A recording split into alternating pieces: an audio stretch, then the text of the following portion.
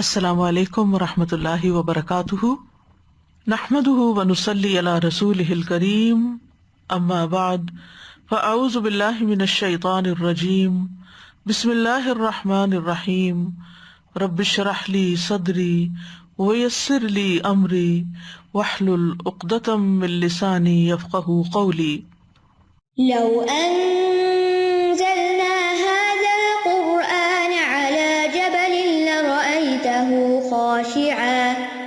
لرأيته خاشعا متصدعا من خشية الله وتلك الأمثال نضربها للناس لعلهم يتفكرون۔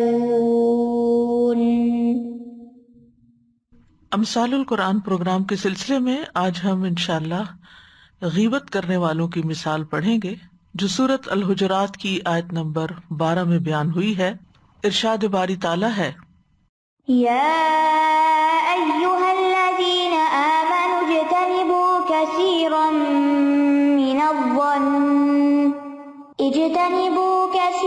من الظن ان بعض الظن اثم ولا تجسسوا ولا يغتب بعضكم بعضا أيحب أحدكم أن يأكل لحم أخيه ميتا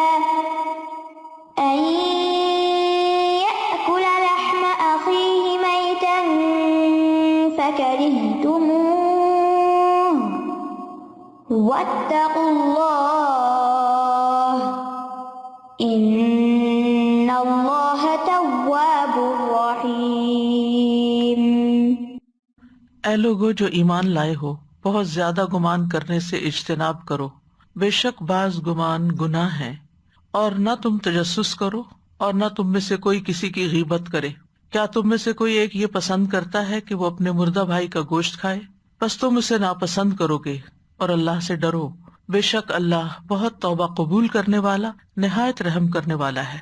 یہ مثال سورۃ الحجرات میں آئی ہے، جس کو سورۃ الاخلاق والآداب کہا جاتا ہے، یعنی اس کا ایک یہ نام بھی ہے کیونکہ اس میں ایسے بہت سے آداب کی طرف رہنمائی کی گئی ہے جن کو اپنانا اسلامی معاشرے کے لیے بہت ضروری ہے، گھروں کے سکون کے لیے بھی اور معاشرے کے سکون کے لیے بھی۔ اور ایسے بھی بہت سے اصول دیے گئے ہیں جس میں مسلمانوں کی اجتماعیت کو منظم کرنے میں مدد ملے۔ تو سورت کے آغاز میں اللہ اور اس کے رسول صلی اللہ علیہ وسلم کے ساتھ ادب کی بات ہے، پھر اس کے بعد فاسق لوگوں کی خبر کی تحقیق کا حکم دیا گیا، اس کے بعد مسلمانوں کے درمیان اختلاف ہو جانے پر صلح اور باغی گروہ سے قتال کی تعلیم دی گئی، پھر اس کے بعد مذاق اڑانے، عیب جوئی کرنے اور برے القابات دینے سے منع کیا گیا۔ اس کے بعد پھر یہ مثال بیان کی گئی جو سورت کی آیت نمبر 12 میں ہے۔ ارشاد باری تعالیٰ ہے، یا ایہا الذین آمنوا، اے لوگو جو ایمان لائے ہو۔ جب بھی اللہ سبحانہ تعالیٰ یا ایہا الذین آمنوا کے ساتھ ہمیں پکاریں تو ہمارا فرض بنتا ہے کہ ہم بات کو غور سے سنیں، کیونکہ یا تو وہ کوئی خیر کا کام ہوگا جس کا اللہ تعالیٰ حکم دے رہا ہے، یا کوئی برا کام ہوگا جس سے اللہ تعالیٰ منع فرما رہا ہے۔ اس صورت میں 5 بار یہ ندا آئی ہے، یا ایھا الذین آمنوا، اور اس میں 4 بار کچھ چیزوں سے منع کیا گیا ہے اور 1 بار تبین یعنی تحقیق کرنے کا حکم دیا گیا ہے۔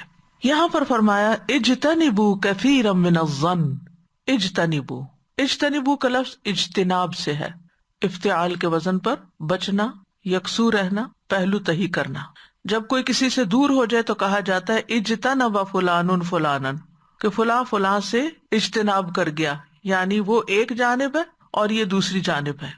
قرآن مجید میں آتا ہے ان تجتنبوا کبائر ما تنہون عنہ، اگر تم بڑے بڑے گناہوں سے جن سے تمہیں منع کیا جاتا ہے اجتناب کرو گے، یعنی ان سے دور رہو گے، ایک طرف ہو جاؤ گے، تو یہ تمہارے حق میں بہتر ہے۔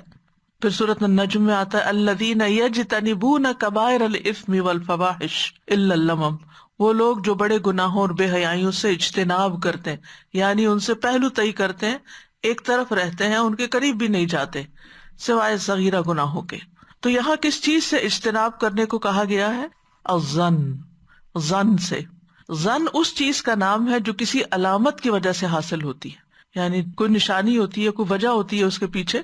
جب یہ علامت قوی ہو تو علم اور یقین تک پہنچا دیتی ہے، اور جب کمزور ہو تو توہم پرستی سے آگے نہیں بڑھتی. اور جب یہ علامت قوی ہوتی ہے یعنی مضبوط ہوتی ہے تو اس کے ساتھ انا کا لفظ آتا ہے، یعنی شد کے ساتھ انا، جس سے بات کو یقین کا معنی مل جاتا ہے. تو کسی چیز کے متعلق گمان کرنے کا مطلب کیا ہے کہ اس چیز کو یقین کے بغیر جاننا، اور جب یہ انا کے ساتھ آتا ہے تو پھر یقین کے ساتھ جاننا. جیسے الذین یظنون انہم ملاقو ربہم، جو یقین رکھتے ہیں کہ بے شک وہ اپنے رب سے ملنے والے ہیں. اور اسی طرح ظن زوئے کی زیر کے ساتھ تہمت کو کہتے ہیں، یعنی کسی کے بارے میں ناحق بات سوچنا اور کہنا. اور ظنین وہ ہوتا ہے جس پر الزام لگایا جاتا ہے یا جس کے بارے میں آپ تہمت کا گمان کرتے ہیں. تو جرجانی کہتے ہیں کہ ظن کسی چیز کے بارے میں راجح عقیدہ رکھنا ہے حالانکہ اس کے برعکس کا بھی امکان پایا جاتا ہو. تو ظن یقین کے معنی میں بھی استعمال ہوتا ہے اور شک کے معنی میں بھی استعمال ہوتا ہے. ابن قیم کہتے ہیں ظن یا گمان کرنا، اور اس میں بھی جس گمان سے یہاں روکا جا رہا ہے وہ بدگمانی کے معنوں میں ہے، برا گمان. وہ کہتے ہیں کہ بدگمانی یہ ہے کہ لوگوں کے بارے میں برے خیال سے دل کو بھر لینا، یہاں تک کہ یہ بدگمانی زبان اور اعضاء پر ظاہر ہو جائے. یعنی کسی کے بارے میں اتنا برا سوچنا، نیگیٹو سوچنا کہ وہ صرف دل کے اندر ہی نہ رہے بلکہ کسی نہ کسی طرح زبان سے بھی چلک جائے، یا رویے یا معاملے میں، مثلا انسان اس کی طرف گھور کے دیکھے یا منہ بنا کے دیکھے، یا پھر اس کے ساتھ سیدھے منہ بات نہ کرے، یا اس سے ڈھنگ سے ہاتھ نہ ملائے. دوسرے شخص کو یہ سمجھ ہی نہیں آتی کہ اس کو ہوا کیا ہے، یعنی اس کا چہرہ کیوں لٹکا ہوا ہے، یا یہ شخص سیدھے منہ بات کیوں نہیں کر رہا. اور اس کا حال یہ ہوتا ہے کہ اس کے دل میں اس شخص کے بارے میں برا خیال بھر چکا ہوتا ہے. ابن کثیر کہتے ہیں بدگمانی یہ ہے کہ آپ کسی پر الزام لگائیں اور اپنے گھر والوں، رشتہ داروں اور لوگوں کو ناحق خیانت کی طرف منسوب کریں کہ انہوں نے یہ غلط کام کیا، حالانکہ انہوں نے کیا نہیں ہوتا، ان کے پاس اس کی کوئی دلیل نہیں ہوتی. تو اس سے یہ پتہ چلتا ہے کہ بغیر دلیل اور حجت کے کسی پر تہمت لگانا جو ہے یہ ظن شمار ہوتا ہے. امام قرطبی کہتے ہیں جو مفسر ہیں کہ ظن سے مراد تہمت ہے، یعنی کسی شخص پر بغیر کسی قوی دلیل کے کوئی الزام یا عیب لگانا یا گناہ سے اس کو متصف کرنا. تو یہاں پر اس آیت میں اللہ تعالیٰ اپنے مومن بندوں کو بہت زیادہ بدگمانیاں کرنے سے رک جانے کو کہہ رہے ہیں، جو عام طور پر انسان کے اپنے ہی گھر والوں، اپنے ہی بہن بھائیوں اور دیگر لوگوں کے بارے میں ہوتی ہیں. اور بنیاد برا گمان بنتا ہے جس کے بعد بہت سی اور خرابیاں پیدا ہوتی ہیں، جیسے تجسس کرنا، باتوں کی ٹو لگانا، پھر اس کے بعد غیبت کرنا، الزام تراشی کرنا، برے نام رکھنا یا طعن و تشنیع کرنا. یہ جتنی بھی بعد میں خرابیاں بیان کی گئی ہیں، ان سب کی اصل جڑ، بنیاد اور بیج جو ہے وہ گمان ہے. جب گمان برا ہوتا ہے تو پھر اس کے بعد انسان زبان سے بھی بری بات نکالتا ہے اور دوسرے کو ذلیل کرنے کی کوشش کرتا ہے، حالانکہ بعض اوقات دوسرا شخص بالکل بے گناہ ہوتا ہے. عمر بن خطاب کہتے ہیں جو بات بھی آپ کے مومن بھائی کے منہ سے نکلے اس کو اچھا ہی سمجھیں. یعنی عموماً بدگمانی کسی کے بارے میں کیوں ہو جاتی، مثلا کوئی شخص بات کرے اپنے دھیان سے کسی کے بارے میں اور وہ شخص اس کو پرسنل لے لیتا ہے، شاید اس نے مجھے سنایا ہے، اور پھر اس کے بارے میں برا سوچنا شروع کر دیتا ہے، اور پھر اسے جواباً کبھی ٹانٹ کرتا ہے، کبھی اس کی برائی کہیں اور کرتا ہے. تو بدگمانی سے کیوں روکا گیا؟ کیونکہ اس سے بہت سی خرابیاں پھوٹتی ہیں اور یہ سراسر گناہ بھی ہے، اور اللہ تعالیٰ نے اس سے منع بھی کیا ہے. تو ہر انسان کو اس سے، یا ہر مسلمان کو اس سے رک جانا چاہیے، کیونکہ اس میں خیر کی بجائے شر ہے. کیونکہ جب انسان بدگمانی سے بچتا ہے یا برے گمان سے بچتا ہے تو انسان توہمات سے بھی نکل آتا ہے اور بہت سی خرابیوں سے، جس میں دوسروں پہ الزام تراشی وغیرہ بھی ہوتی ہے، ان سے بھی بچ جاتا ہے. پھر فرمائے ان بعد الظن اثم، کیوں گمان سے بچو؟ کیونکہ بعض گمان جو ہوتے ہیں، بعض خیال جو ہوتے ہیں وہ گناہ ہوتے ہیں، اسم ہوتے ہیں. اسم کا لفظ جو ہے ان اعمال اور افعال کے لیے استعمال ہوتا ہے جو انسان کو ثواب سے روکتے اور پیچھے رکھتے ہیں. وہ اعمال اور افعال جو ثواب سے روکتے ہیں، یعنی مثلاً آپ نے کسی کو کوئی ہیلپ دینی تھی، کچھ مال دینا تھا، یا کوئی اسمائل دینی تھی یا سلام کرنا تھا، لیکن اس برے گمان نے کیونکہ یہ اسم ہے، اس اسم نے آپ کو اس خیر سے روک دیا جو آپ کسی کے ساتھ کرنے والے تھے. تو اسم وہ عمل ہوتا ہے جو ثواب کے کام سے روک دیتا ہے. مثلاً کسی ادارے کو آپ نے کوئی ڈونیشن دینی تھی، اس کے بارے میں کسی نے آپ سے کوئی ایسی بات کہہ دی جس کے بعد آپ کا دل ان کی طرف سے برا ہو گیا، بغیر تحقیق کے، بغیر دلیل کے، حالانکہ آپ کے پاس کوئی یقینی بات نہیں ہوتی، صرف سنی سنائی بات، اور اس کی بنیاد پر آپ بدگمانی شروع کر دیتے ہیں، جس کی وجہ سے بعض اوقات آپ خیر کے، نیکی کے، صدقہ جاریہ کے بہت بڑے کام سے رک جاتے ہیں. تو اسی لیے اس کو اسم کہا گیا کہ گمان جو ہے گناہ ہے، کیونکہ یہ انسان کو نیکی کے کام سے روک دیتا ہے. اس کی جمع آثام آتی ہے. اس لفظ میں تاخیر اور دیر کرنے کا مفہوم بھی پایا جاتا ہے. اور وہ کہتے ہیں نا، آثمہ وہ اونٹنی ہوتی ہے جو تیز چل سکتی ہے لیکن جان بوجھ کے آہستہ چلتی ہے، یا تھکی ہوئی ہو تو آہستہ چلتی. یعنی ایک شخص جس کے اندر بہت پوٹینشیل ہوتا ہے کوئی کام کرنے کا، لیکن جب اس کے اندر نیگیٹیوٹی بھر جاتی ہے تو اس کا وہ پوٹینشیل ضائع ہو جاتا ہے، وہ کسی کام کے قابل نہیں رہتا، کوئی اچھا کام نہیں کر سکتا.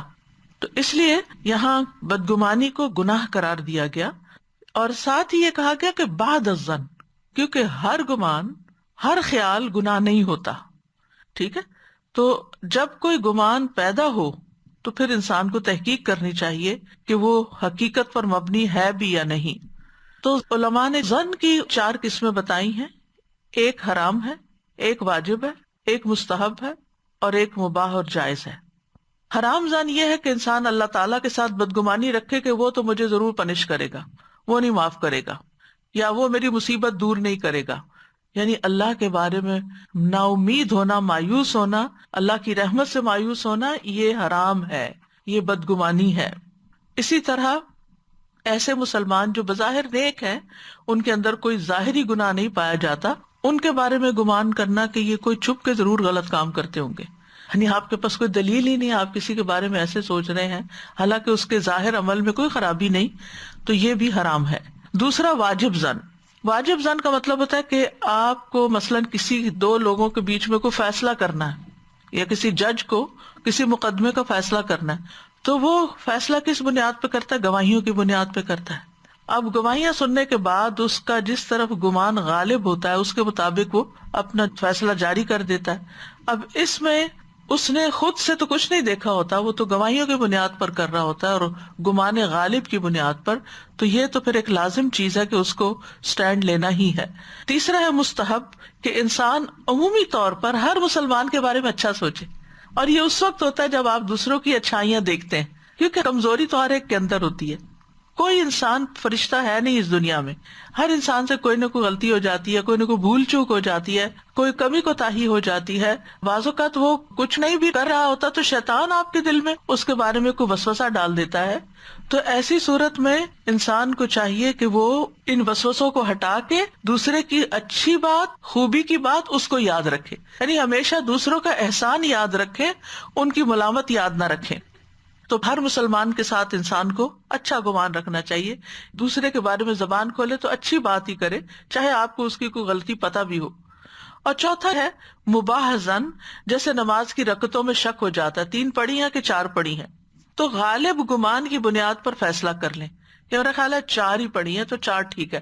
لیکن اگر آپ غالب کو چھوڑ کر امر یقینی پر عمل کریں، یعنی 3 تو میں نے پڑھی ہی پڑھی ہیں، تو پھر چوتھی بھی پڑھ لیں، سجدہ صاحب کر لے، تو یہ بھی ٹھیک ہے، تو یہ مباح ہے.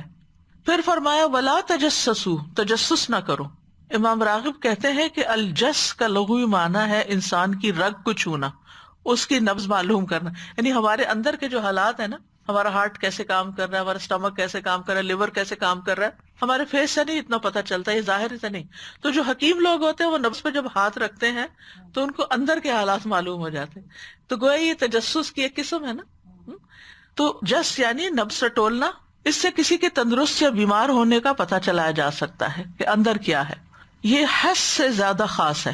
حس کسی چیز کو حس کے ذریعے معلوم کرنا ہوتا ہے، اور جاسوس جو ہے یہ لفظ بھی جس سے ہی نکلا ہے، کیونکہ جاسوس کیا کرتا ہے، وہ لوگوں کے خفیہ اور چھپے ہوئے معاملات کی کورید کرتا ہے. تو تجسس اور تحسس حدیث میں دونوں ہی لفظ آتے ہیں.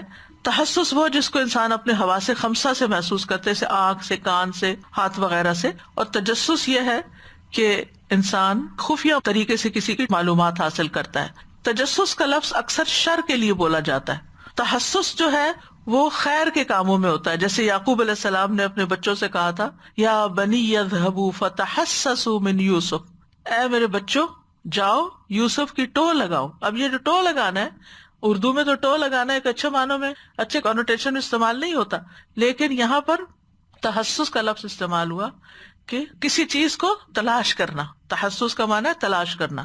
اور تجسس میں ہوتا ہے کسی کی باتیں چوری چھپے سننا، دروازے پہ کان لگانا، اور کسی کا بیگ کھول کے دیکھنا، کسی کی ڈائری پڑھنا، کسی کے پاسورڈ چرا کے اس کے موبائلز وغیرہ میں دیکھنا.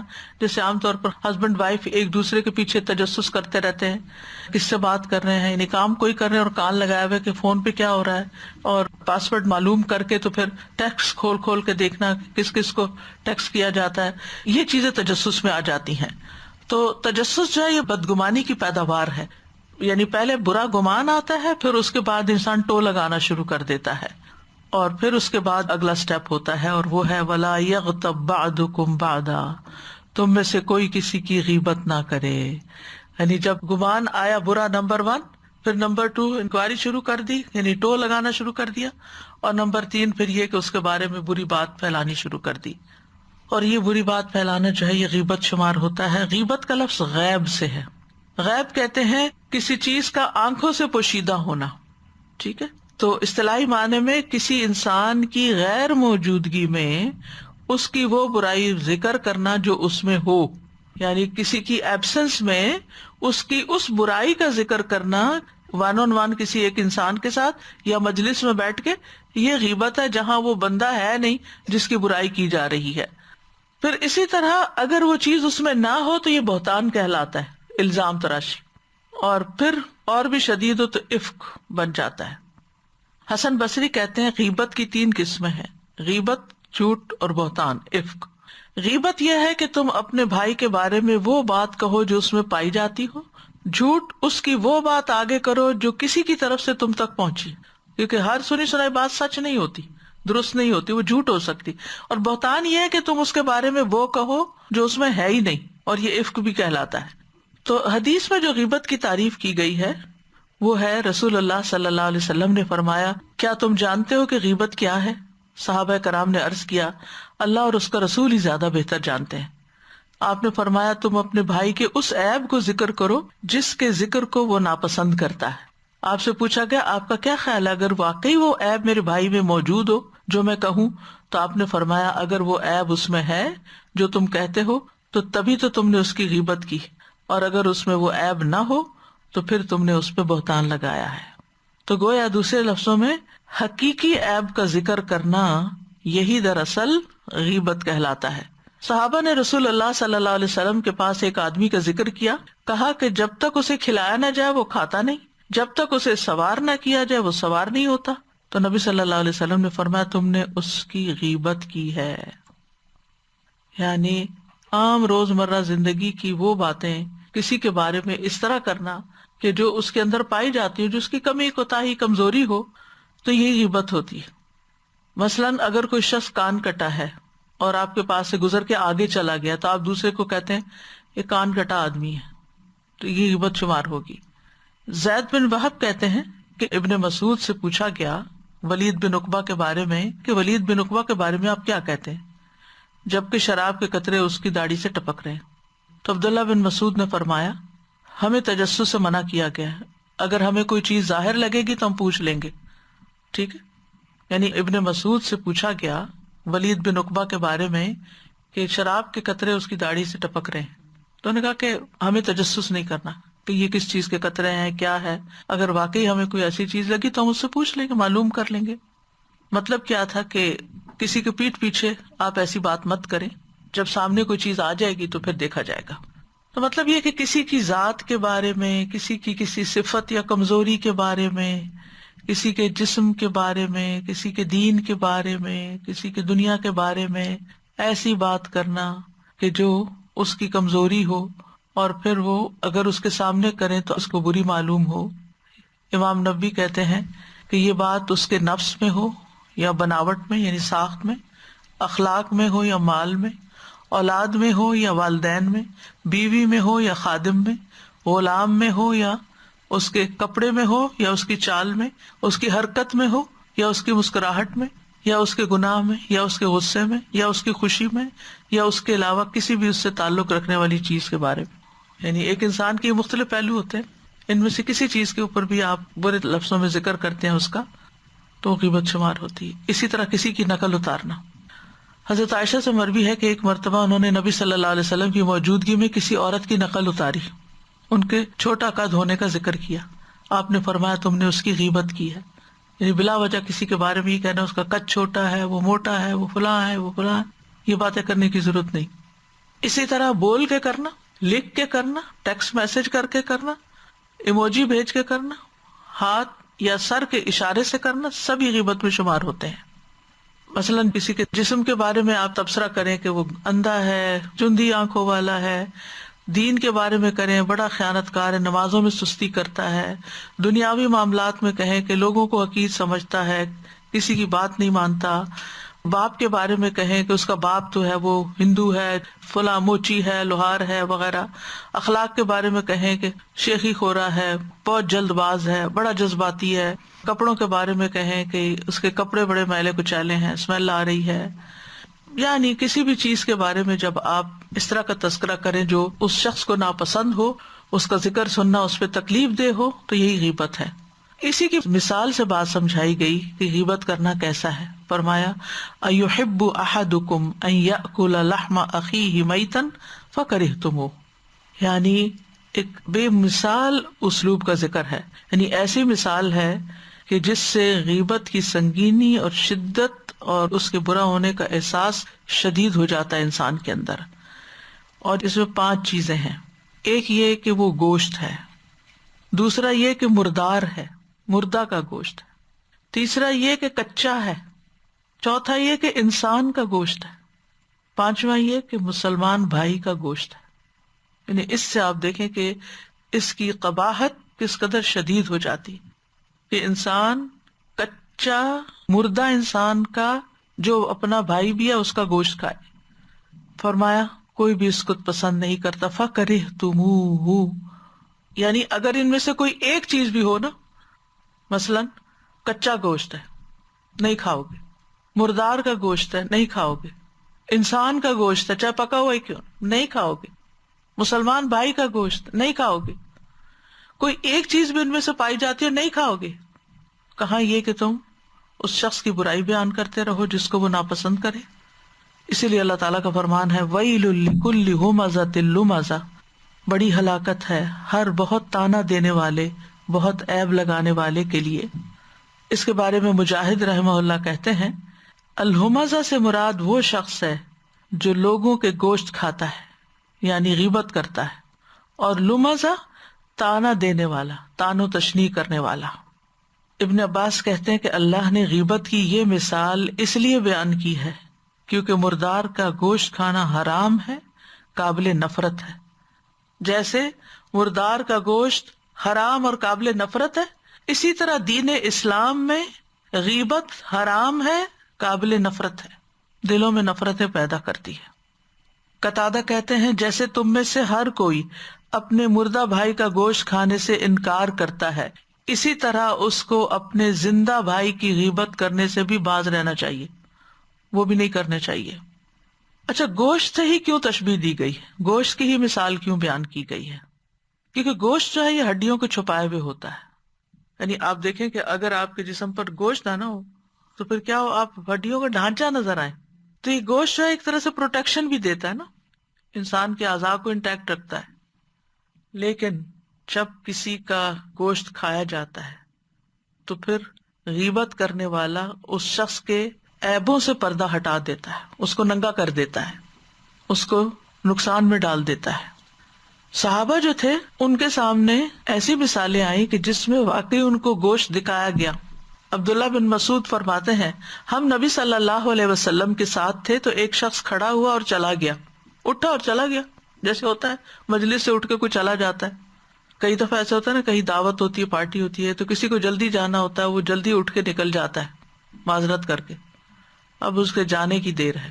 یا پھر آپ نے گھر میں مہمان بلائے، دعوت کی، ان کے بچوں نے کچھ کام خراب کیا، اب وہ کھانا کھا کے چلے گئے، اب بعد میں گھر والے بیٹھ کے کیا کرتے ہیں، یا اس مجلس والے بیٹھ کے پھر باتیں کیا کرتے ہیں. تو ایسے ہی ایک مجلس میں لوگ بیٹھے تھے، ایک شخص اٹھا چلا گیا، اس کے جانے کے بعد دوسرا شخص اس کے بارے میں عیب جوئی کرنے لگا. تو نبی صلی اللہ علیہ وسلم نے فرمایا اپنے دانتوں کا خلال کرو.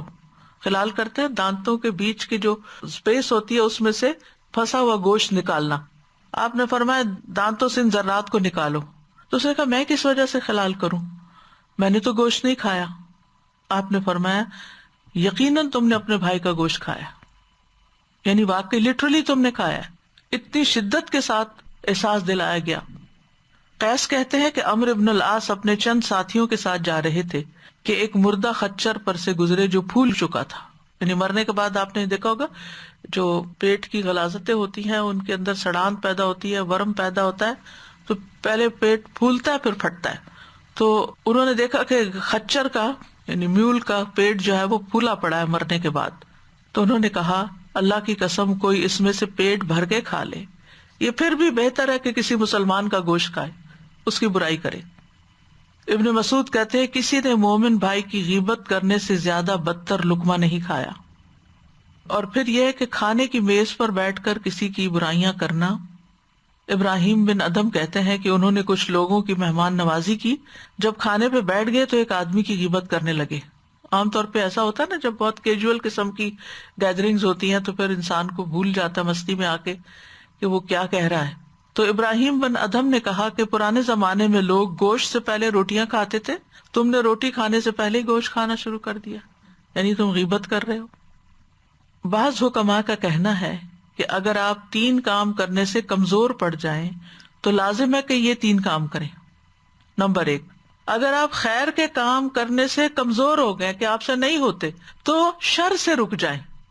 یعنی انسان جو گرو کرتا ہے بوڑھا ہوتا جاتا ہے، جوانی میں بہت سے اچھے اچھے کام کر رہا ہوتا ہے، بہت محنت کے کام کر رہا ہوتا ہے، پھر اس کی ہمت جواب دے جاتی، یہ بیمار ہو جاتا ہے تو پھر اس کے اندر کمزوری آ جاتی ہے، تو اب بہت خیر کے کام نہیں کر سکتا. کہا کہ پھر شر سے رک جاؤ. کسی کی غیبت بھی نہیں کرنی، کسی کو تکلیف بھی نہیں دینی، کیونکہ عموماً انسان بڑھاپے میں چڑچڑا ہو جاتا ہے. ایک بچہ آیا تو اس سے دوسرے بچے کی برائی شروع کر دی، ایک سے کوئی شکایت ہوئی تو دوسرے کو فون کر کے اس سے برائی شروع کر دی. یہ کام بھی چھوڑ دیں. یعنی اگر آپ اب خیر نہیں کر سکتے تو شر بھی نہ کریں، کیونکہ آخری عمر ہے، نیکیاں سمیٹ لیں، نہ کہ ساری زندگی کی کمائی دنیا میں ہی ضائع کر کے چلے جائیں. دوسری بات، اگر آپ لوگوں کو فائدہ نہیں دے سکتے تو نقصان بھی نہ دیں. یعنی آپ اگر کسی کا بھلا نہیں کر سکتے تو آپ اس کو تکلیف بھی نہ دیں. تیسری بات، اگر آپ روزہ نہیں رکھ سکتے تو لوگوں کے گوشت نہ کھائیں، یعنی غیبت نہ کریں. پھر فرمایا واتقوا اللہ، اور اللہ سے ڈرو، تقوی اختیار کرو، اللہ کے عذاب سے بچاؤ حاصل کرو. اور یہ 2 طرح سے ہوتا ہے، ایک یہ کہ اللہ تعالیٰ کے احکامات بجا لانے سے، جب کوئی حکم آئے تو کہیں سمعنا و اطعنا، یہ متقین کی بات ہوتی ہے. اور یہ نہ کہو کہ اس میں کیا فرق ہے، یہ کیوں حکم دیا، یہ کیوں نہیں دیا، ایسا کیوں ہے، اس کی کیا حکمت ہے، یہ باتیں مت کرو، جو حکم ملا کر لو. اور دوسری چیز، جن کاموں سے اللہ نے منع کیا ہے ان سے بچ جانا، اس سے بچو. جب اللہ تعالیٰ کسی چیز سے منع کرے تو کہیں سمعنا و اطعنا، بس اب ہم نے کرنا ہے. ان اللہ تواب الرحیم، بے شک اللہ تعالیٰ بہت توبہ قبول کرنے والا، بڑا مہربان ہے. اس میں ایک ہوپ بھی دلائی گئی کہ اگر تم سے ایسا ہو چکا ہے تو پھر کیا کرو، توبہ کرو، یعنی اللہ کی نافرمانی چھوڑ کر اطاعت شروع کر دو تاکہ تمہارے گناہ جو ہیں وہ نیکیوں میں بدل جائیں. اور رحیم کا معنی کیا ہے؟ بہت مہربان، رحم کرنے والا. بعض جگہ رحمان کا لفظ اکیلے آتا ہے، بعض اوقات رحیم کا لفظ اکیلے آتا ہے، الگ الگ آتے ہیں. تو اس کا کیا معنی ہوتا ہے؟ یعنی رحیم کا لفظ اکیلے ذکر کیا جائے تو معنی ہوگا بہت مہربان، یعنی یہ اللہ سبحانہ وتعالیٰ کی صفت فعلیہ کے اعتبار سے لیا جائے گا. اور جب رحمان کا لفظ اکیلے استعمال کیا جائے تو اس میں ساری مخلوق کے لیے جو عام رحمت ہے وہ مراد ہوگی. اور جب الگ الگ ذکر کیا جائے دونوں کا تو ایک ہی معنی ہوگا، مہربان. اور جب ایک جگہ کیا جائے تو دونوں میں فرق آ جائے گا تھوڑا سا. ٹھیک ہے، رحمان کا مطلب ہے ساری مخلوق پر رحم کرنے والا، ٹھیک ہے. اور رحیم جو ہے پھر اس کی صفت فعلیہ ہوگی، وسیع رحمت والا، یعنی جن تک چاہتا ہے اپنے بندوں میں سے پھر رحمت کرتا ہے۔ تو بہرحال اس آیت کے اندر 3 چیزوں سے منع کیا گیا ہے، ظن، تجسس اور غیبت سے، لیکن مثال غیبت کی سمجھائے گی کیونکہ یہ ایک سینٹرل پوائنٹ ہے، کیونکہ ظن بنیاد ہے، اس سے پھوٹتی ہے غیبت، اور پھر غیبت کی آگے کئی قسمیں ہو جاتی ہیں، کبھی الزام تراشی کی شکل میں اور کبھی برے نام رکھنے کی شکل میں۔ تو ہمیں اس آیت سے یہ پتہ چلتا ہے کہ ہمارے لیے بدگمانی کرنا منع ہے، اور یہ سب سے جھوٹی بات ہے۔ حدیث میں آتا ہے بدگمانی سے بچو کیونکہ بدگمانی سب باتوں سے زیادہ جھوٹی بات ہے۔ خطابی کہتے ہیں بدگمانی اکثر جھوٹ سے پیدا ہوتی ہے، یعنی غلط خیال ہوتا ہے انسان کے اندر، اس کی بنیاد نہیں ہوتی، جھوٹ کی بھی بنیاد نہیں ہوتی نا۔ مومن کے بارے میں برا گمان کرنا حرام ہے، یہ حرام کاموں میں سے ہے، اور خاص طور پر نیک لوگوں کے بارے میں بدگمانی کا آغاز کرنے والا ظالم ہے۔ کہا جاتا ہے کہ 2 لوگوں کے بارے میں جو برا گمان ہے وہ زیادہ خطرناک ہے باقی لوگوں کے مقابلے میں، ایک علماء اور ایک امراء، کیونکہ جب علماء کے بارے میں برا گمان شروع ہوتا ہے تو انسان دین سے دور ہو جاتا ہے، خیر سے دور ہو جاتا ہے، اور جب امراء کے بارے میں برا گمان شروع ہوتا ہے تو پھر اس سے مملکت یا اس آرگنائزیشن یا اس ادارے میں ایک فودا اردو میں کہتے ہیں بے چینی اور ایک بدنظمی پھیل جاتی ہے، مس مینجمنٹ۔ بدگمانی جو ہے یہ دل کی غیبت کے مترادف ہے۔ امام غزالی کہتے ہیں جان لیں کہ بدگمانی بھی اسی طرح حرام ہے جس طرح بری بات کہنا حرام ہے۔ جیسے آپ کے لیے یہ حرام ہے کہ آپ اپنی زبان سے دوسروں کی برائیاں نہ کریں، اسی طرح آپ کے لیے یہ بھی جائز نہیں کہ اپنے دل سے مسلمان بھائی کے لیے بدگمانی کی کوئی بات کہیں۔ تو یہ دلوں کے گناہ میں سے ہے، اعمال القلوب میں سے ہے۔ امام غزالی کہتے ہیں کہ بدگمانی کے حرام ہونے کا سبب یہ ہے کہ دلوں کے راز علام الغیوب کے سوا کوئی نہیں جانتا۔ آپ کے لیے جائز نہیں کہ آپ دوسرے کے بارے میں برا عقیدہ رکھیں، سوائے اس کے کہ آپ کو اس کی حالت کے بارے میں کھلم کھلا پتہ چل جائے، کلیئر بات پتہ ہو جس کی کوئی تعویل نہ ہو، یعنی آپ نے کانوں سے سنا، آنکھوں سے دیکھا، اور اگر ایسا نہیں تو پھر شیطان نے آپ کے دل میں وسوسہ ڈالا، اور شیطان کو جھٹلائے کیونکہ وہ بہت بڑا فاسق ہے۔ عبداللہ رضی اللہ عنہ کہتے ہیں کہ جس کی چوری ہو جائے وہ بدگمانی کرنے کی وجہ سے چور سے بھی زیادہ گناہگار ہو جاتا ہے، یعنی وہ ہر اس بندے کے بارے میں سوچنے لگتا ہے شاید اس نے چرایا، شاید اس نے، اور یہ سوچ کے وہ اپنے لیے اتنا بڑا گناہ اکٹھا کر لیتا ہے کہ چور کا اتنا بڑا گناہ نہیں ہوتا۔ بدگمانی کی کچھ اقسام بھی ہیں۔ ایک قسم وہ ہے جس کے کرنے والے کا مواخذہ کیا جائے گا، پکڑا جائے گا اس کو، اور دوسری وہ جس پر مواخذہ نہیں ہوگا۔ وہ بدگمانی جس پر مواخذہ کیا جائے گا یہ وہ گمان ہے جس کے بارے میں کوئی معتبر اور شرعی دلیل نہ ہو، بس دل میں ایک خیال آ گیا اور وہ جم گیا اور اس کو سچ سمجھ لیا اور اسی کے بارے میں باتیں شروع کر دی اور اس کی تحقیق کرنے شروع ہو گئے، تجسس شروع کر دیا۔ اس گمان کی جس پر مواخذہ ہوگا پھر کئی قسمیں ہیں، جیسے حرام بدگمانی جس میں اللہ تعالیٰ کے ساتھ بدگمانی، اللہ کے بندوں کے ساتھ بدگمانی، انبیاء کے بارے میں بدگمانی، ان مسلمانوں کے بارے میں بدگمانی جن کا ظاہر اچھا ہو۔ دوسری قسم جائز بدگمانی کی ہوتی ہے، یہ ان لوگوں کے بارے میں کہ جو علانیہ برے کام کرتے ہیں، غلط کام اوپنلی کرتے ہیں، تو آپ ان کے بارے میں کیا اچھا سوچیں، آپ دیکھ رہے ہیں کہ وہ غلط کر رہے ہیں۔ پھر اسی طرح تیسری قسم ہے مستحب بدگمانی، جو انسان اور اس کے دشمن کے بیچ میں ہوتی ہے، جس کے بارے میں انسان کو اپنی جان یا مال کا خوف ہوتا ہے، تو انسان سوچتا ہے کہ کہیں یہ میرے لیے یہ نہ کر دے، وہ نہ کر دے، تو وہ گمان سے پہ کام لیتا ہے تاکہ اس کے شر سے بچ سکے، اس کی چالوں سے محفوظ رہ سکے۔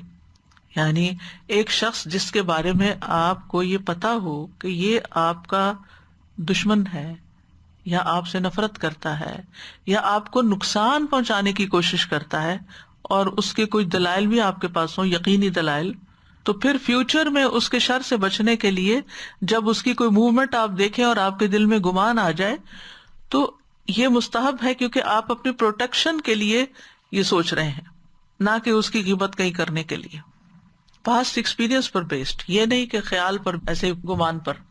تو اسی طرح واجب بدگمانی بھی ہوتی ہے، جیسے حدیث کے راویوں پہ جرح کرنا یا گواہوں پہ جرح کرنا۔ بدگمانی جو ہے اس سے بہت برے نتائج نکلتے ہیں معاشرے کے اندر. بدگمانی میں شرک بھی آتا ہے، بدعت بھی آتی ہے جو کہ گمراہی کی طرف لے جاتے ہیں. کیونکہ شرک کیا ہے؟ اللہ کے بارے میں برا گمان کرنا کہ اس نے کوئی بیٹا بنا لیا، نعوذ باللہ. یہ گمان ہی ہے نا، اس کی کیا دلیل ہے؟ اسی طرح بدعت کہ یہ نیکی کا کام ہے یا آپ نے خود زیوم کر لیا ہے، اس کی کوئی دلیل نہیں ہے آپ کے پاس، یہ بھی گمان میں آ جاتا ہے. یہ بدگمانی ایک طرح سے. بدگمانی سے انسان کے اندر برے اخلاق پیدا ہوتے ہیں. بعض اوقات انسان اللہ تعالیٰ کے غضب کو مستحق ہو جاتا ہے. بدگمانی سے برے اعمال وجود میں آتے ہیں، کینہ اور عداوت پیدا ہو جاتی ہے، تجسس پیدا ہو جاتا ہے، خاندان میں گھر میں مسائل پیدا ہو سکتے ہیں. یعنی آپ کا رویہ اپنے شوہر کے ساتھ یا اپنے بچوں کے ساتھ خراب ہو سکتا ہے، اور اس کی بنیاد پر یہاں تک نوبت آتی کہ گھر ٹوٹ جاتا ہے. کچھ طلاقیں صرف بدگمانی کی وجہ سے ہوتی ہیں کہ ٹرسٹ نہیں کر سکتے ایک دوسرے کو. جہاں ٹرسٹ نہیں رہتا وہاں پر پھر تعلق بھی کیا رہے گا. ایک دوسرے پہ بھروسہ نہیں رہتا جس کی وجہ سے زندگی دوبھر ہو جاتی ہے. آپ کسی کو کوئی کام ڈیلیگیٹ نہیں کر سکتے کیونکہ آپ کے اندر اس کے بارے میں بدگمانی ہے کہ یہ کرے گا نہیں، حالانکہ آپ نے تجربہ ہی نہیں کیا، کبھی صرف خیال ہی کر لیا. بدگمانی پالے رکھنے سے دل بیمار ہو جاتا ہے، ایمان کمزور پڑنے لگتا ہے. بعض اوقات انسان کبیرہ گناہ میں مبتلا ہو جاتا ہے. تو بدگمانی کو چھوڑنے کے لیے اللہ سے دعا کرنی چاہیے، اپنے آپ کو کنٹرول کرنا چاہیے، اپنے نفس کا محاسبہ کرنا چاہیے، خود کو دوسرے کی جگہ پہ رکھ کے دیکھنا چاہیے. بدگمانی ہو جائے تو تحقیق نہیں کرنی چاہیے، تجسس نہیں کرنا چاہیے. کسی کے منہ سے کوئی بات نکلی ہے تو اس کا بہتر مفہوم نکالنا چاہیے، نہ کہ الٹا مفہوم. اچھا گمان تبھی ہوگا نا کہ جب آپ بات کو اس کی اچھائی پر معمول کریں گے. دوسروں کے لیے عذر تلاش کریں کہ اس بیچارے نے اس وجہ سے یہ بات کہی ہوگی. بدگمانی کو زبان پہ نہ لائیں کیونکہ پھر جھوٹی بات ہوتی ہے. جب بدگمانی دل میں آنے لگے تو دل کی حفاظت کریں، کنٹرول کریں، اس سرکل کو توڑیں جو آپ بار بار وہی بات سوچے چلے جا رہے ہیں. پھر بدگمانی کی بنیاد پہ کسی کے بارے میں فیصلہ نہ کریں. بدگمانی کے نقصان کو ذہن میں رکھیں. جو انسان بہت زیادہ بدگمانیاں کرتا ہو اس کی کمپنی اس کا ساتھ چھوڑ دیں، اس کے ساتھ مت رہیں، ورنہ آپ کو بھی ضرور ملوث کر لے گا. اور اگر کوئی بدگمانی میں مبتلا ہے تو اس کی بدگمانی دور کرنے کی بھی کوشش کریں. پھر اسی طرح تجسس سے منع کیا گیا کیونکہ لوگوں کو بگاڑنے کا سبب ہے. رسول اللہ صلی اللہ علیہ وسلم نے فرمایا اگر تم لوگوں کے عیبوں کی ٹو میں لگے رہو گے تو انہیں خراب کر دو گے، یا قریب ہے کہ تم ان میں بگاڑ پیدا کر دو. تجسس منافقین کی علامت تھی. یبغونکم الفتنہ وفیکم سماعون لہم. تمہارے اندر ایسے لوگ موجود ہیں جو دوسروں کے لیے جاسوسی کرتے ہیں، کان لگا کے باتیں سنتے ہیں، یعنی تمہاری خبریں وہاں پہنچاتے ہیں. یعنی ایسے جاسوس تمہارے اندر ہیں، اور منافقین کی طرف اشارہ ہے کہ جو تمہاری خبریں ان تک منتقل کرتے ہیں. ابو حاتم کہتے ہیں جاسوسی کرنا نفاق کی شاخوں میں سے ہے، جیسا کہ اچھا گمان کرنا ایمان کی شاخوں میں سے ہے. یہ عقل مندی کا بھی منافی ہے. عقل مند انسان دوسروں کے عیبوں کی ٹو میں نہیں لگتا، وہ اپنے عیب کی اصلاح میں مصروف ہو جاتا ہے. تجسس میں کیا کیا چیزیں شامل ہیں؟ نمبر 1، کسی کے عیب کے بارے میں باخبر ہونے کے لیے ٹو لگانا. کسی کے بارے میں یہ جاننے کی کوشش کرنا وہ حق پہ ہے یا باطل پہ. کسی کے اچھے یا برے عمل کے بارے میں سوال کرنا، یعنی آپ کسی کے عمل کے بارے میں یہ نہ پوچھیں آپ تم کیا کہتے ہو، اس نے یہ کام کیسے کیا، اچھا کیا کہ نہیں کیا. پھر یہ کہ دوسروں کی باتوں پہ کان نہ لگائیں کہ کوئی دو لوگ باتیں کر رہے ہوں تو آپ سننے کی کوشش نہ کریں. کسی کے گھر میں نہ جھانک کے دیکھیں. کسی کے گھر کی ان جگہوں کو جس کو کھولنا انہوں نے آپ کو اجازت نہیں دی اس کو مت کھولیں. جیسے کسی کی فریج کھول دینا، کسی کی الماری کھول دینا، اس کے گھر جا کے بیگ کھول دینا، ان چیزوں سے منع کیا گیا. یعنی تجسس نہ جاننے کی کوشش نہ کرو کہ دوسرا کیا کھاتا ہے، کیا پہنتا ہے، کہاں سے لیتا ہے، کہاں جاتا ہے، کہاں آتا ہے، اس کے گھر کون آتا ہے. ان معلومات کے پیچھے نہ پڑو. اور پھر غیبت کی بات کی گئی. غیبت کبیرہ گناہوں میں سے ہے. کہا جاتا ہے کہ مسلمان شخص کی عزت کے بارے میں ناحق زبان درازی کرنا کبیرہ گناہوں میں سے ایک گالی کے بدلے 2 گالیاں دینا ہے. یعنی اس سے مشابہت کی گئی. پھر حدیث میں آتا ہے سب سے بڑا سود ناحق کسی مسلمان کی عزت سے کھیلنا ہے، ربا کی طرح ہے. رسول اللہ صلی اللہ علیہ وسلم نے فرمایا ایک مسلمان کی ہر چیز دوسرے مسلمان پہ حرام ہے، اس کا خون، اس کا مال اور اس کی عزت و آبرو. ایک مسلمان کی ہر چیز یعنی خون، مال، عزت دوسرے پہ حرام ہے. مسلمان کی عزت حرمت والا دن جو کہ منا میں تھا، حرمت والا مہینہ ذوالحج کا، حرمت والی جگہ، یعنی جہاں پر حج ہوتا ہے اس کی طرح ہے. جس طرح وہاں کے کچھ قاعدے قانون ہیں، ایسے مسلمانوں کی عزت کے بارے میں معاملہ کرنے کے بھی کچھ اصول ادب آداب ہیں. غیبت اللہ کے بدترین بندوں کی صفت ہے. رسول اللہ صلی اللہ علیہ وسلم نے فرمایا اللہ کے بہترین بندے وہ ہوتے ہیں کہ انہیں دیکھ کر اللہ یاد آ جائے، اور اللہ کے بدترین بندے وہ ہوتے ہیں جو چغل خوری کرتے ہیں، دوستوں کے درمیان تفریق پیدا کرتے ہیں، لڑائیاں ڈالتے ہیں گھروں میں، باغی، بیزار اور متعنت ہوتے ہیں، یعنی سرکش قسم کے ہوتے ہیں. غیبت کرنے والے اللہ سے نہیں ڈرتے. غیبت کرنے والے جو ہیں ان سے ہر کوئی ڈر رہا ہوتا ہے، یعنی دوسرے ان سے امن میں نہیں ہوتے، ان کو ٹرسٹ نہیں کر سکتے. پھر یہ بھی یاد رکھیے غیبت سننا بھی حرام ہے، جیسے کرنا حرام ہے تو ایسے سننا بھی، اور اس پہ خاموش رہنا. اس کی کوئی نہ کوئی تعویل کر دی جائے، اگر کسی بات کا ذکر کیا گیا اور اس کی اچھی تعویل کر دی جائے تو وہ پھر اس میں نہیں شامل ہوتا. اگر کوئی غیبت کر رہا ہو تو جو سن رہا اس کو روکنا بھی چاہیے. بخاری کہتے ہیں میں نے ابو عاصم کو کہتے ہوئے سنا، جب سے مجھے یہ سمجھ آیا کہ غیبت حرام ہے میں نے کبھی کسی کی غیبت نہیں کی. فلاس کہتے ہیں میں نے وکیع کو، یہ محدثین ہیں، علماء ہیں، ان کے بارے میں باتیں، ان کو کبھی کسی کی برائی کا ذکر کرتے ہوئے نہیں سنا. ایک آدمی نے معروف کرخی کے پاس غیبت کی تو انہوں نے اس سے کہا اس روئی کو یاد کر لو جو تمہاری آنکھوں پہ رکھی جائے گی، یعنی موت کے وقت کفن کو یاد کرو. ابن عون کے بارے میں کہا جاتا ہے کہ انہوں نے لوگوں پر اپنی زبان کی حفاظت کے ساتھ سرداری کی، یعنی سب کے دل میں ان کی رسپیکٹ اس وجہ سے تھی. ابن الجوزی کہتے ہیں اپنے شیخ انماتی کے بارے میں کہ یہ سلف صالحین کے اصول پہ تھے، ان کی مجلس میں غیبت سنی نہیں جاتی تھی، یعنی روک دی جاتی تھی. وہب بن ورد کہتے ہیں اللہ کی قسم میرے نزدیک غیبت کو چھوڑ دینا پہاڑ کے برابر سونا صدقہ کرنے سے زیادہ پیارا ہے. اتنی بڑی نیکی ہے کہ انسان غیبت نہ کرے. غیبت کے نقصان بھی ہیں. گھر بیٹھے انسان کی رسوائی ہوتی ہے، یعنی جو دوسروں کو رسوا کرتا ہے نا وہ پلٹ کے اس پر آتا ہے. دین کا نقصان کرتی ہے غیبت، انسان کے دین کی دشمن ہے، دل کی سختی کا باعث ہے. عمر بن خطاب کہتے ہیں تم پہ لازم ہے کہ اللہ کا ذکر کرو کیونکہ اس میں شفا ہے، اور تم پر لازم ہے کہ لوگوں کے ذکر سے بچو کیونکہ یہ بیماری ہے. غیبت کرنا بعضوں کا دوسروں کا مقام بلند کر دیتا ہے اور اپنا گھٹا دیتا ہے. جو برا کہہ رہا ہوتا ہے لوگ اس کے بارے میں برا سوچنے لگتے ہیں، اور جس کو یہ برا ثابت کر رہا ہوتا ہے اس کو اسپیئر کر دیتے ہیں کہ شاید یہ اس کے بارے میں جھوٹ ہی کہہ رہا ہو.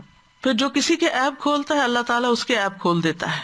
امام مالک کہتے ہیں میں نے اس شہر یعنی مدینہ میں کچھ ایسے لوگوں کو پایا جن میں عیب نہیں تھے، لیکن جب انہوں نے لوگوں کو عیب لگائے تو ان کے اپنے اندر عیب آ گئے. اور میں نے کچھ ایسے لوگوں کو دیکھا کہ ان میں عیب تھے لیکن وہ لوگوں کے عیبوں سے چپ ہو گئے تو ان کے عیوب بھی بھلا دیے گئے. ایک آدمی نے فضیل بن ایاز سے کہا فلاں آدمی میری غیبت کرتا ہے. انہوں نے کہا اس نے تمہارے لیے نیکیوں کو گھسیٹ کے پیش کر دیا. دنیا کے علاوہ آخرت کے بھی کچھ نقصان ہیں. سب سے پہلا قبر کا عذاب. نبی صلی اللہ علیہ وسلم ایک جگہ سے گزر رہے تھے کہ دو قبریں سامنے آ گئی، ان دونوں کو عذاب ہو رہا تھا تو آپ نے کیا بتایا کہ پیشاب کے چینٹوں سے نہ بچنے اور غیبت کرنے کی وجہ سے ہو رہا ہے.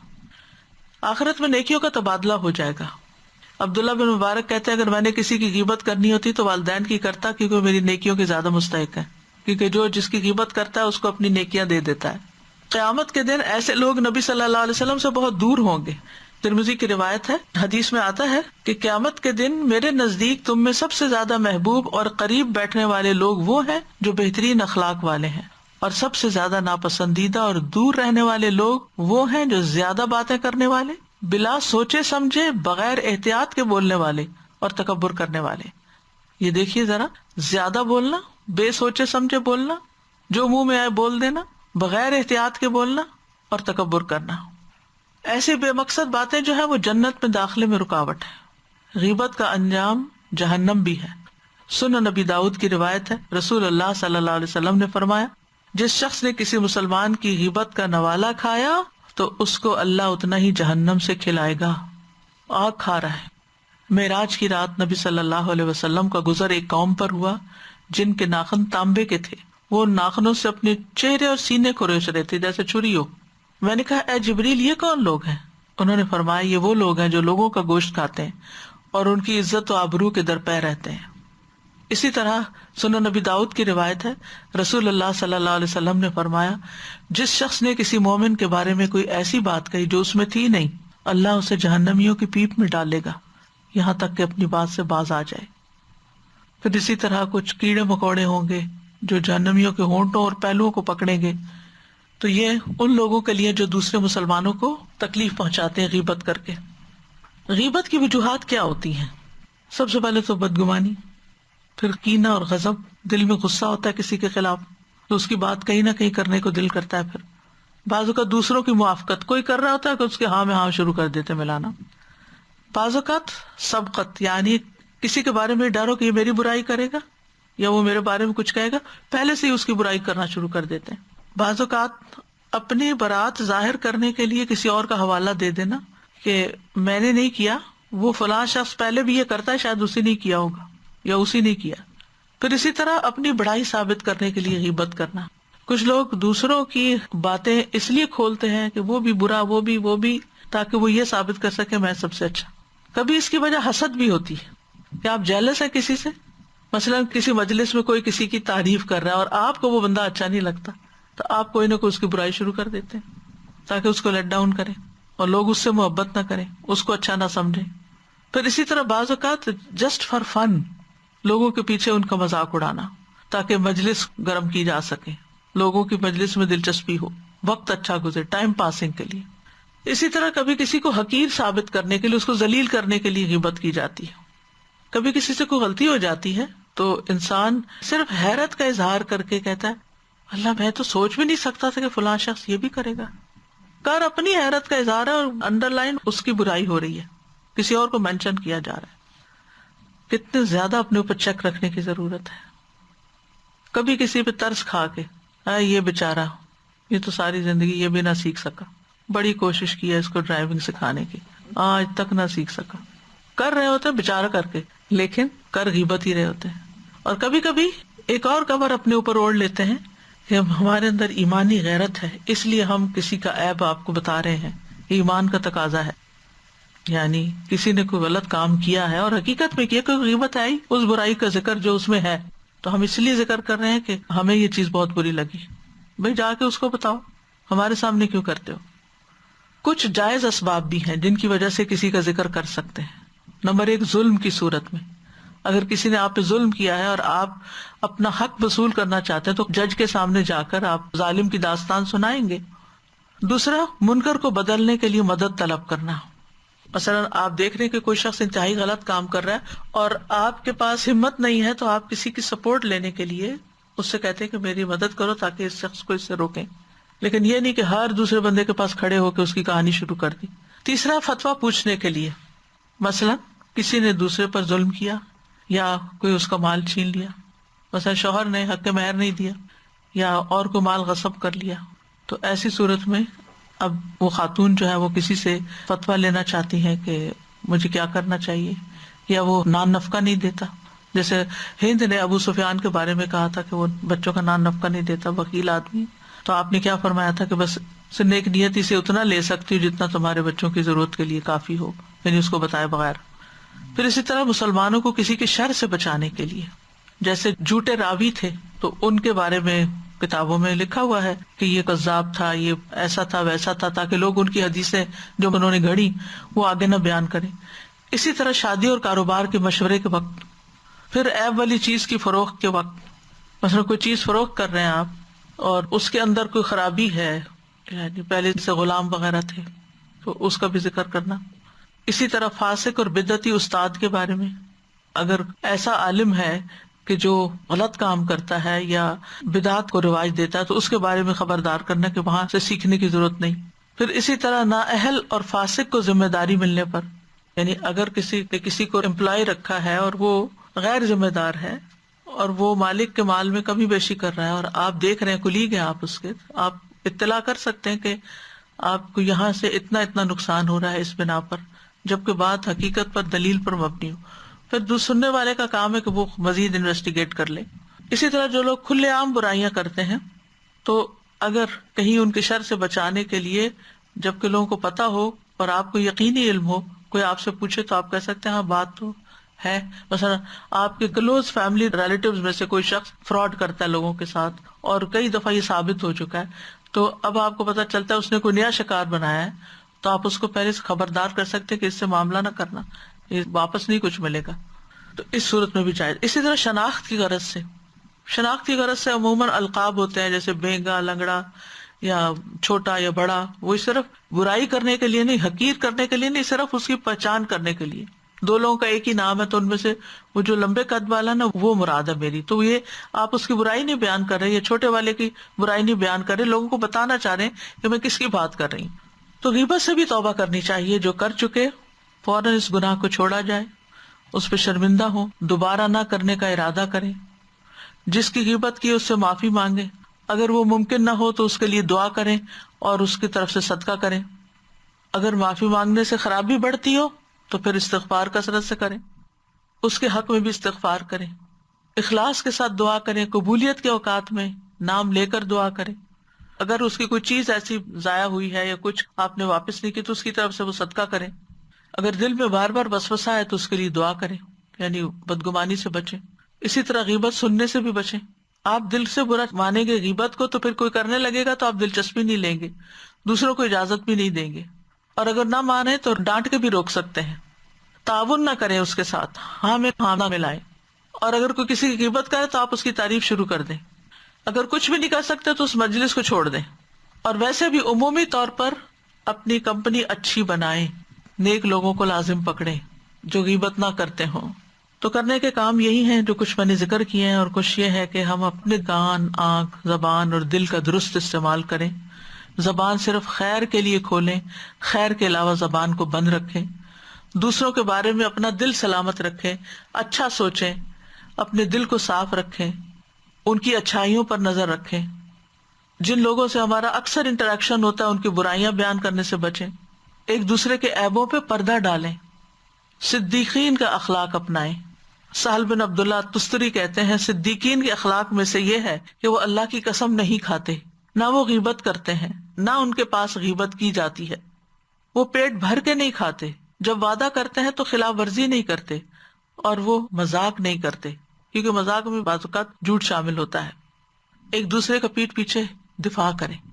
تو اللہ تعالیٰ سے دعا ہے کہ اللہ تعالیٰ ہماری بخشش فرمائے اور ہمارے گناہوں کو معاف کر دے اور مردہ بھائی کا گوشت کھانے سے ہمیں محفوظ رکھے. ربنا اغفر لنا ولاخواننا الذین سبقونا بالایمان ولا تجعل فی قلوبنا غلا للذین آمنوا ربنا انک رؤوف الرحیم. اے ہمارے رب ہمیں بھی بخش دے اور ہمارے ان بھائیوں کو بھی جو ہم سے پہلے ایمان لائے تھے، اور جو لوگ ایمان لائے ہیں ان کے لیے ہمارے دلوں میں کدورت نہ رہنے دے، ہمارے دل صاف کر دے ان کی طرف سے، ہمارے دل میں ایمان والوں کی محبت پیدا کر دے. اے ہمارے رب تو بڑا شفقت کرنے والا، رحم کرنے والا ہے. اللہم اہد قلبی وسدد لسانی واسلل سخیمۃ قلبی. اے اللہ میرے دل کو رہنمائی عطا فرما، میری زبان کو درستگی عطا فرما، اور میرے دل کے کینے کو دور کر دے. اللہم انی اعوذ بک من شر سمعی ومن شر بصری ومن شر لسانی ومن شر قلبی ومن شر منی. اے اللہ میں تیری پناہ چاہتا ہوں اپنی کان کی برائی سے، آنکھ کی برائی سے، زبان کی برائی سے، دل کی برائی سے، اور مادہ منویہ کی برائی سے. اللہم انی اعوذ بک من منکرات الاخلاق والاعمال والاہواء والادواء. اللہم انی اعوذ بک من الفقر والقلۃ والذلۃ واعوذ بک من ان اظلم او اظلم. اللہم انی اسألک الثبات فی الامر والعزیمۃ علی الرشد واسألک موجبات رحمتک وعزائم مغفرتک واسألک شکر نعمتک وحسن عبادتک واسألک قلبا سلیما ولسانا صادقا واسألک من خیر ما تعلم واعوذ بک من شر ما تعلم واستغفرک لما تعلم انک انت علام الغیوب. یا حی یا قیوم برحمتک استغیث. یا رب العالمین تو ہمیں معاف فرما دے، ہم نے چھوٹی بڑی جس کی بھی کوئی غیبت کی ہے تو ہمیں بھی معاف کر دے اور ان کو بھی معاف کر دے، اور قیامت کے دن ہمارا اس پر محاسبہ نہ کرنا. یا اللہ ہمیں اس آخری عشرے میں صحیح معنوں میں عبادت کی توفیق دے. یا اللہ تمام مسلمانوں کی مدد فرما، جو زندہ ہیں ان کی بھی، اور جو فوت ہو چکے ہیں ان کی بخشش فرما. یا رب العالمین ہم سب کو اس بری بیماری کے اثر سے محفوظ رکھنا. یا اللہ سب بیماروں کو شفائے کلی عطا فرما، اللہ سب کے دکھ اور پریشانیاں دور فرما۔ ربنا تقبل منا انک انت السمیع العلیم وتب علینا انک انت التواب الرحیم، وصلی اللہ تعالی علی خیر خلقہ محمد وعلی آلہ واصحابہ واہل بیتہ اجمعین برحمتک یا ارحم الراحمین، الہی آمین۔ لو أنزلنا هذا القرآن على جبل لرأيته خاشعا متصدعا من خشية الله وتلك الأمثال نضربها للناس لعلهم يتفكرون۔ سر ایک کوشچن ہے کہ اگر کسی بندے کا نام ہم مینشن نہیں کرتے اور ہم نے جیسے سمجھانا ہوتا ہے کہ یہ ایک ایسا کام ہے جس سے بچنا ہے اور یہ لوگ کر رہے ہیں، تو کیا نام مجھے معلوم ہے اس بندے کا، لیکن سننے والے کو اگر معلوم نہیں پھر ٹھیک ہے، سننے والے کو معلوم نہ ہو۔ اتنا کچھ ہے اس میں کہنے کے لیے کہ ساری زندگی گزر گئی ہم لوگوں کو اپنے آپ کو چیک کرنے میں، کہیں نہ کہیں اس غلطی ہو جاتی ہے، کہیں نہ کہیں بندہ پھنس جاتا ہے، اور یہ شیطان کا اتنا بڑا ہتھ کنڈا ہے کہ اور تو اور جب ہم خاص طور پہ وزٹ کرنے گئے ہوتے ہیں نا کسی کے گھر پہ، تو ہم کسی کے گھر ٹھہرے ہوتے ہیں، لا محالہ کوئی نہ کوئی بات ایسی ہو جاتی ہے، جیسی انٹریکشن ہوتی، لوگ اپنے اپنے ملکوں میں رہتے ہیں، جیسے ہی وزٹ کرنے کہیں جاتے ہیں اپنے رشتے داروں میں یا کچھ، اس وقت ایسے لگتا ہے کہ پہلے سے ہی بندے کو پریپیئر ہو کے جانا پڑتا ہے کہ اب یہ باتیں سامنے آئیں گی اور ان سے پرہیز کرنا ہے۔ اور جب تک استاذہ جی میں نے یہ دیکھا ہے کہ پریپیئر نہ ہونا انسان، تو اس وقت تک بچنا بہت زیادہ مشکل ہوتا ہے۔ آپ کو کچھ لوگ آلریڈی پتا ہوتے ہیں کہ یہ نیگیٹو ریئیکشن شو کریں گے، آگے سے یہ ایسے بات کریں گے، ان سے پہلے ہی آپ تیار ہو جاتے ہیں، کیونکہ ایک زمانہ ہم لوگوں نے بچپن میں جیسے دوستوں میں آپس میں مذاق اڑانا کہنا، وہ چیز آپ کی پھر آہستہ آہستہ جب آپ قرآن پڑھتے ہیں تو آہستہ آہستہ آپ سے دور ہوتی جاتی ہے، اصلاح کرتے جاتے ہیں، پھر وہ چیک شروع ہو جاتا ہے کہ اب بس دیٹس اٹ، اور ٹائم بھی نہیں ہے اب ہمارے پاس اتنا، ہمیں نہیں پتا کہ ہمارا وقت کب آ جائے، تو بیٹر ہے کہ ابھی سے ہی ہم سٹارٹ ہو جائیں، اپنے آپ کو ٹرین کریں۔ سر کوئی ایسے آپ کو پتا ہوتا ہے کہ جیسے آپ نے کہا نا قلوب کے بھی اعمال ہوتے ہیں، تو اب کوئی ایسی عورت ہے آپ کو پتا ہے کہ یہ بات اچک لیتی ہے بیچ میں سے، جیسے آپ کوئی بات کر رہے ہیں تو یہ بیچ میں سے کو پکڑ لے گی اور بعد میں اس کو یوز کرے گی، تو یہ بھی ہمارے دل میں آنا، یہ بھی کوئی غیبت ہے؟ اگر تجربے کی بنیاد پر ہے، یقین کی بنیاد پر ہے، پھر نہیں۔ یعنی کچھ لوگوں کا آپ کو ایکسپیرینس ہوتا ہے نا کہ ان کے سامنے اس طرح کی بات کی جاتی ہے، یہ اس کا یوں بنا لیتے ہیں، تو وہ اور بات ہے۔ رب العالمین، سبحانک اللہم و بحمدک، اشہد ان لا الہ الا انت، استغفرک و اتوب الیک۔ السلام علیکم و رحمۃ اللہ وبرکاتہ۔